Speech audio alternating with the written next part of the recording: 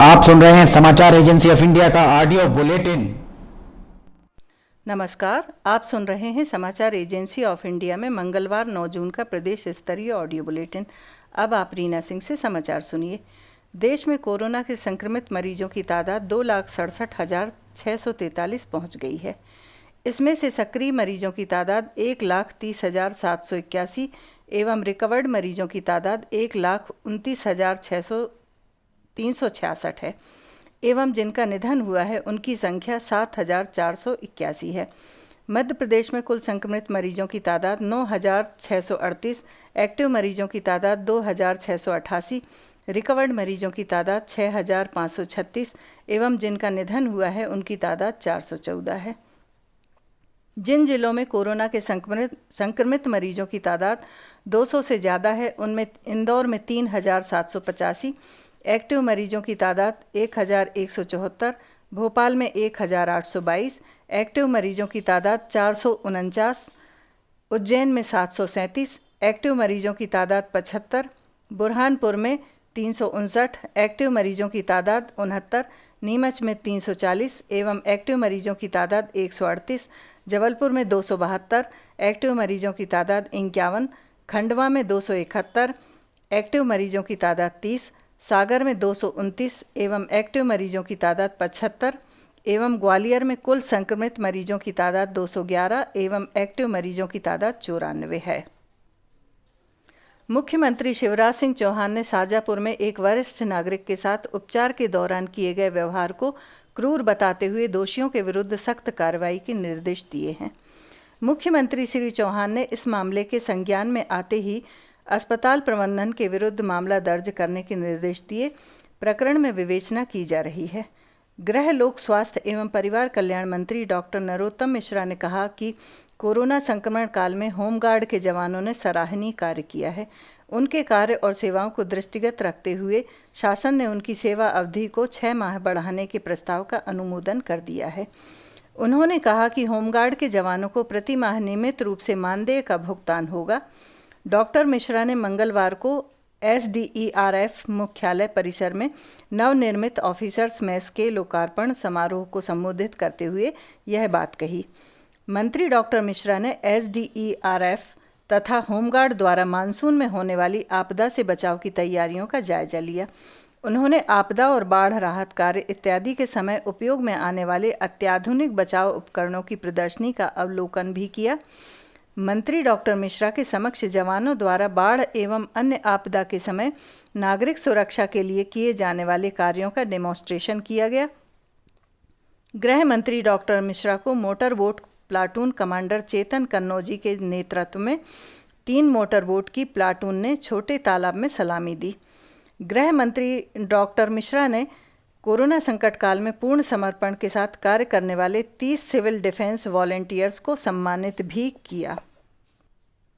मंत्री डॉक्टर मिश्रा ने कहा कि यह वॉलेंटियर्स नहीं, कोरोना वॉरियर्स हैं। संकट की इस घड़ी में सभी ने जीवन सुरक्षा के लिए उत्कृष्ट कार्य किया है। मंत्री डॉक्टर मिश्रा ने सभी सम्मानित वॉलेंटियर्स को ट्रैक सूट भेंट किए। राज्य निर्वाचन आयोग द्वारा नगर पालिकाओं की फोटोयुक्त मतदाता सूची के पुनरीक्षण का कार्य कंटेनमेंट क्षेत्र को छोड़कर इंदौर, उज्जैन एवं भोपाल में भी करने के निर्देश दिए गए हैं। अब कंटेनमेंट क्षेत्रों को छोड़कर सभी जिलों में नगरीय निकायों की फोटोयुक्त मतदाता सूची के वार्षिक पुनरीक्षण का कार्य किया जाएगा। उल्लेखनीय है कि राज्य निर्वाचन आयोग द्वारा 30 मई को नगरीय निकायों की फोटोयुक्त मतदाता सूची के वार्षिक पुनरीक्षण की स्थगित प्रक्रिया को पुनः प्रारंभ करने के निर्देश दिए गए थे। निर्देश में इंदौर, उज्जैन एवं भोपाल के कोविड-19 के रेड जोन में होने के कारण मतदाता सूची के पुनरीक्षण की कार्यवाही स्थगित रखे जाने के निर्देश दिए गए थे। वर्तमान में राज्य शासन द्वारा रेड जोन का प्रावधान समाप्त कर दिया गया है। कांग्रेस छोड़कर भाजपा का दामन संभालने वाले दिग्गज नेता और राज्यसभा के उम्मीदवार को तबीयत बिगड़ने के बाद दिल्ली के मैक्स हॉस्पिटल में भर्ती कराया गया है। उनके साथ ही मां माधवी राजे सिंधिया को भी भर्ती कराया गया है। अस्पताल प्रबंधन ने इसकी पुष्टि की है। मीडिया रिपोर्ट के मुताबिक सोमवार शाम को भाजपा नेता ज्योतिरादित्य सिंधिया और उनकी मां माधवी राजे सिंधिया को दिल्ली के साकेत स्थित मैक्स हॉस्पिटल में भर्ती कराया गया था, जहां अस्पताल प्रबंधन ने दोनों को कोरोना की पुष्टि की है। सिंधिया को दो दिनों से बुखार आ रहा था, साथ ही उनके गले में खराश की भी शिकायत थी। ज्योतिरादित्य सिंधिया की तबीयत बिगड़ने के बाद उनके समर्थक चिंतित हैं। खबर सुनते ही उनके समर्थक दिल्ली फ़ोन लगाकर उनके हालचाल जानने लगे। इधर मध्य प्रदेश के नेताओं ने भी उनके जल्द स्वस्थ होने की कामना की है। कुछ समर्थक दिल्ली के लिए रवाना हो गए हैं। बीते दिनों बीजेपी ने मध्य प्रदेश की 24 सीटों पर होने वाले उपचुनाव में सिंधिया को अहम जिम्मेदारी सौंपी है। सिंधिया की तबीयत बिगड़ने बीजेपी के लिए चिंता का बड़ा विषय है, क्योंकि जिन 24 सीटों पर उपचुनाव होने हैं उनमें से अधिकतर सीटें सिंधिया के प्रभाव वाली हैं। सिंधिया और उनकी मां माधवी राजे सिंधिया को कोरोना के बाद डॉक्टर उनकी कॉन्टैक्ट ट्रेसिंग में जुट गए हैं। उनके पूरे परिवार की जांच कराई जा रही है। डॉक्टर यह पता लगा रहे हैं कि वे कैसे इस वायरस की चपेट में आ गए हैं। बालाघाट में नक्सलियों ने मुखबिरी के संदेह में एक युवक की हत्या गोली मारकर कर दी। घटना मंगलवार तड़के की है। जिले की नक्सल प्रभावित देवरबेली चौकी के नेवरवाही गांव में नक्सलियों ने युवक को घर से बाहर बुलाया और गोली मार दी। इसके बाद पर्चे फेंककर बाहर भाग गए। पुलिस बल घटनास्थल पर पहुंच गया है। आसपास के जंगलों में सर्चिंग अभियान चलाया जा रहा है। इधर मंडला में टटमा के जंगल में पुलिस से मुठभेड़ के दौरान नक्सली अंधेरे का फायदा उठाकर फरार हो गए। पुलिस ने 4 लाख नकद, खाद्यान्न और नक्सली साहित्य बरामद किया है। पुलिस ने मोती नाला थाना में नक्सलियों के विरुद्ध मामला दर्ज किया है। पुलिस नक्सलियों की सर्चिंग कर रही है। पुलिस अधीक्षक दीपक कुमार शुक्ला ने बताया है कि लॉकडाउन के दौरान जिले के मोती नाला और मवई क्षेत्र के जंगलों में नक्सली गतिविधियां बढ़ी हैं। फोर्स को सूचना मिली थी कि थाना मोती नाला अंतर्गत ग्राम टटमा के जंगल में कुछ हथियारबंद नक्सली आए हैं। पुलिस को देख नक्सली भागने लगे। इस पर नक्सलियों का पीछा कर उन्हें रोकने के लिए ललकारा गया। नक्सलियों की ओर से पुलिस टीम पर फायरिंग की गई। पुलिस टीम ने नक्सलियों पर जवाबी कार्रवाई की। जंगलों में लगातार 2 से 3 किलोमीटर तक नक्सलियों का पीछा किया गया, लेकिन अंधेरे का फायदा उठाकर नक्सली भाग गए। इस दौरान नकदी 4 लाख रुपये, राशन और नक्सली साहित्य बरामद किया गया। सिवनी में नेशनल हाईवे पर मंगलवार सुबह एक खड़े ट्रक में अचानक आग लग गई और वह धू-धू कर जलने लगा। घटना सिवनी के छपारा थाना क्षेत्र की है। बताया जा रहा है कि ट्रक में मछलियां भरी थीं। ट्रक में आग लगने की सूचना पुलिस को मिली तो मौके पर पहुंचे पुलिस के जवानों ने आग बुझाने की कोशिश की, लेकिन वह नाकाम रहे। मौके पर फायर ब्रिगेड की कोई गाड़ी नहीं पहुंची। इस पर पुलिस के जवानों ने पेड़ की टहनियां तोड़ी और उससे आग पर काबू पाने की कोशिश करते रहे। प्राप्त जानकारी के अनुसार ट्रक आंध्र प्रदेश से बिहार जा रहा था। आग लगने की वजह शॉर्ट सर्किट बताई जा रही है। बाद में पहुंची फायर ब्रिगेड की मदद से आग पर काबू पा लिया गया। सिवनी विधायक दिनेश राय भी वहां से गुजरते हुए घटनास्थल पर रुके और मौका मुआयना किया। माध्यमिक शिक्षा मंडल की हायर सेकेंडरी की स्थगित परीक्षाएं मंगलवार से शुरू हो गईं। ये परीक्षाएं 16 जून तक चलेंगी। बोर्ड के निर्देशानुसार ऐसे परीक्षार्थी जो कोरोना वायरस से संक्रमित हैं अथवा जिनकी उपचार के बाद रिपोर्ट नेगेटिव आई है और उनकी क्वारंटाइन अवधि पूरी नहीं हुई है, उनको परीक्षा में शामिल नहीं किया गया है। ऐसे विद्यार्थियों के लिए विशेष परीक्षा आयोजित की जाएगी।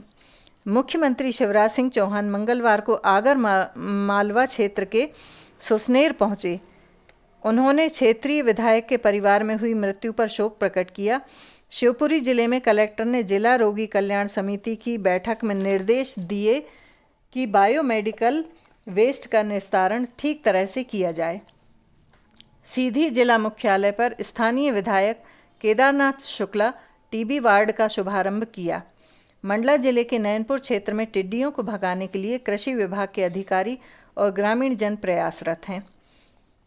राजीव गांधी प्रौद्योगिकी विश्वविद्यालय की परीक्षाएं 15 जून से 31 जुलाई तक प्रदेश के विभिन्न इंजीनियरिंग और पॉलिटेक्निक महाविद्यालयों में होंगी। कोविड-19 संक्रमण के कारण परीक्षार्थियों को उनके नज़दीक के परीक्षा केंद्र में परीक्षा देने की सुविधा दी जा रही है। यह निर्णय राज्यपाल लालजी टंडन की अध्यक्षता में मुख्यमंत्री शिवराज सिंह चौहान की उपस्थिति में विगत दिनों हुई बैठक में लिया गया था। परीक्षार्थियों को परीक्षा केंद्रों पर असुविधा न हो, इसलिए संस्था के शैक्षणिक भवन एवं छात्रावास को कोविड-19 का क्वारंटाइन सेंटर नहीं बनाने के निर्देश कलेक्टर्स को दिए गए हैं। यह निर्देश भी दिए गए हैं कि यदि पूर्व में किसी केंद्र के भवन में क्वारंटाइन सेंटर बनाया गया हो तो उसे किसी अन्य सुसंगत भवन में स्थानांतरित कर परीक्षा केंद्र को विधिवत सैनिटाइज करवाने की कार्यवाही सुनिश्चित करें। समस्त कलेक्टर एवं समस्त पुलिस अधीक्षक को निर्देश दिए गए हैं कि वैश्विक महामारी कोविड-19 संक्रमण के कारण उत्पन्न परिस्थितियों के दृष्टिगत परीक्षार्थियों को परीक्षा केंद्रों पर पहुंचने में किसी प्रकार की असुविधा उत्पन्न न हो और विद्यार्थी किसी कारण परीक्षा देने से वंचित न हो जाएं, इसलिए परीक्षार्थियों को विश्वविद्यालय द्वारा जारी प्रवेश पत्र को ही आवागमन के लिए मान्य किया जावे।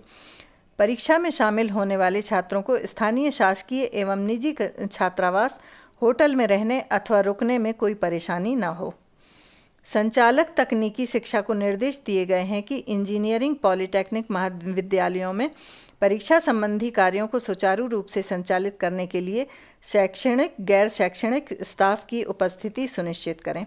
साथ ही कोविड-19 महामारी को दृष्टिगत रखते हुए सामान्य प्रशासन विभाग एवं गृह विभाग द्वारा जारी समस्त दिशा निर्देशों का पालन करना भी सुनिश्चित करें।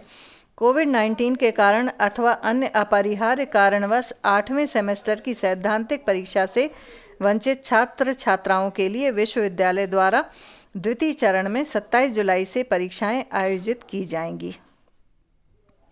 आप सुन रहे थे रीना सिंह से समाचार एजेंसी ऑफ इंडिया में मंगलवार 9 जून का प्रदेश स्तरीय ऑडियो बुलेटिन।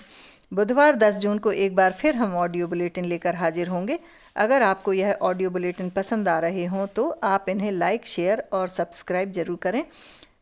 फिलहाल इजाज़त लेते हैं। नमस्कार। आज हम आपको बताते हैं समाचार एजेंसी ऑफ इंडिया की चैनल को आप सब्सक्राइब कैसे करेंगे। सबसे पहले आप अपने मोबाइल पर ब्राउज़र को खोलिए या तो यूट्यूब को खोलिए। यूट्यूब आपके पास होगा। यूट्यूब पे आप उसके बाद सर्च बटन दबाइए। सर्च में आप लिखिए LIMTYKHARE। इस तरह आप ये स्पेलिंग लिखिए। इसके बाद ये खुला दिखेगा आपको। ये देखिए आप, ये आपको खुला दिख रहा है। इसमें आप देखिए लाल रंग से सब्सक्राइब आपको जो दिख रहा है, सामने दिख रहा है, इसको आप दबाएंगे। जैसे ही आप दबाते हैं उसके बाद इसका रंग लाल नहीं रह जाएगा। इसके बाद इसके दाएं कोने की तरफ जाइए। दाएं कोने में आप देखिए पर्सनलाइज, नन और ऑल आपको दिख रहा है। आप ऑल को क्लिक कर दीजिए। जैसे ही आप ऑल बटन दबाते हैं आपका काम हो जाएगा। इसके बाद आपको समाचार एजेंसी ऑफ इंडिया पर जितने भी वीडियोस डलेंगे वे तुरंत ही आपको मिल जाएंगे। इस तरह से आप समाचार एजेंसी ऑफ इंडिया की वेबसाइट जो है समाचार एजेंसी ऑफ इंडिया का चैनल, इस चैनल को आप सब्सक्राइब कर लेंगे और आपको एक के बाद एक जितने भी वीडियोस अपलोड होंगे सारे के सारे वीडियोस आपको मिलना चालू हो जाएंगे। इस तरह से आप ज़रूरी जानकारियाँ, ज़रूरी ख़बरों, ज़रूरी अन्य चीज़ों से वंचित नहीं रह पाएंगे। समाचार एजेंसी ऑफ इंडिया का यूट्यूब चैनल आप सब्सक्राइब करें और पल पल की जानकारियाँ आपको लगातार मिलती रहेंगी। इस तरह आप कर सकते हैं इसे सब्सक्राइब। नमस्कार।